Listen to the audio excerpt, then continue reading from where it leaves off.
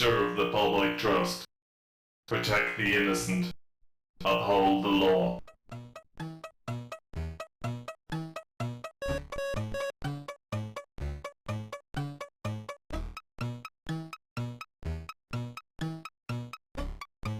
RoboCop.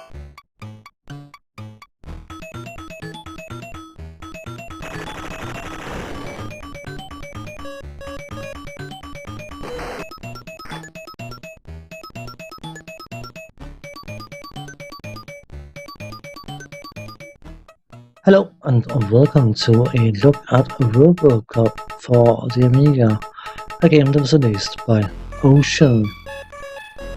As you can likely gather, this is a game based on the film called RoboCop, a film that was a bit of a smash hit when it was released, and a film I have actually never seen.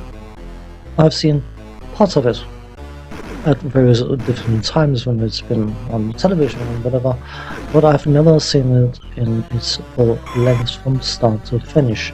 So I have some sort of idea of the plot, but I don't have a personal experience with the film as such. Regardless, the plot of the film, and thereby also likely the game, is that Patrolman Murphy is having a bad day. He's called out to some whatever, and he ends up being the 32nd patrolman being gunned down in Detroit by the criminal aspects, since whatever security organization took over the police force. But he's not just gunned down, he's treated rather unpleasantly, and basically his body is left as a wreck. The organization OCP, other couple's problem, quickly swoops in and sees that as an opportunity to transfer the whatever remains of Murphy into an android robot kind of thing, where they basically replaces his memory, his identity, personality and all that kind of stuff, and succeeds in doing so. Almost. Murphy still retains some of his human spirit, personality, memory thing that he shouldn't have, and of course that is something that becomes relevant in the plot of the film. As a RoboCop, you have to navigate several different levels, fighting bad guys on the way until you reach the end of the level, where a bigger bad guy of some description will show up, and you have to fight that as well. And if you defeat it, you will move on to the next level, interrupted by a bonus level of some kind, which is not only a bonus level, but we'll cover that a little later. RoboCop has access to his standard issue police weapon, but of course a game of this type also needs some power-ups or it wouldn't be exciting. So by breaking various boxes, RoboCop can pick up various different weapons, and the most impressive one is supposed to be the tri-shot. But on a personal note, I didn't find that particularly useful, specifically not against the end of level boss in the first level, because it's not shooting fast enough to actually destroy the enemy before the enemy walks into you and basically empties your health in record time.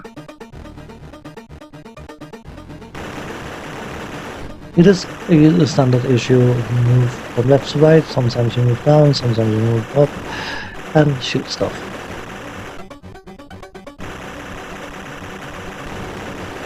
From a graphical point of view, the main character looks perfectly acceptable compared to the main character from the film, but I do find that some of the other graphics look a bit lackluster, specifically the backgrounds. They feel a bit minimalistic in their quality. The enemies that you're fighting, they range from okay to somewhat cool, and overall I do find that the graphics work for a game of this type, and it is tied closely enough to the movie tie-in to have some sort of relevance and be recognizable. So parts of the graphics are perfectly okay and parts of the graphics are perfectly dull. But as a whole, it works. When it comes to the sound side of things, the sound effects are fine as such, nothing particularly stands out. You have the gunshots, you have the yells and screams and blah blah when you shoot stuff, and of course explosions and grenades and other heavy weapon things. There's also some speech, and the issue that is quotes from the film. The speech is okay, but it does sound a bit tinny, if you ask me. I suppose RoboCop is walking to some vacuum cleaner, so I guess some tinniness can be expected. The musical side of things, I don't know how relevant it is to the film. I can't remember, basically, but I found the music perfectly acceptable while playing the game, but it is definitely not music that I would listen to just for the purpose of listening to it. That's what I want to say about that. Yeah, take it or leave it, perfectly fine. The controls are standard issue: move left to move left, and right to move right, and down to duck, fire to shoot, and up to aim up. Yeah, you use the up and diagonal directions upwards to aim, because of course you can have enemies above you. This means of course that jump is relegated to either using the spacebar or somewhat more clunky, pulling down the joystick and pushing up immediately after. Yeah. The gameplay, it is what it is. It is what you see on the screen. It's not standing out in any way, shape or form. The bonus levels, which I briefly mentioned earlier, your power, which of course will go down as you take damage, is tied to how well you do in the bonus games.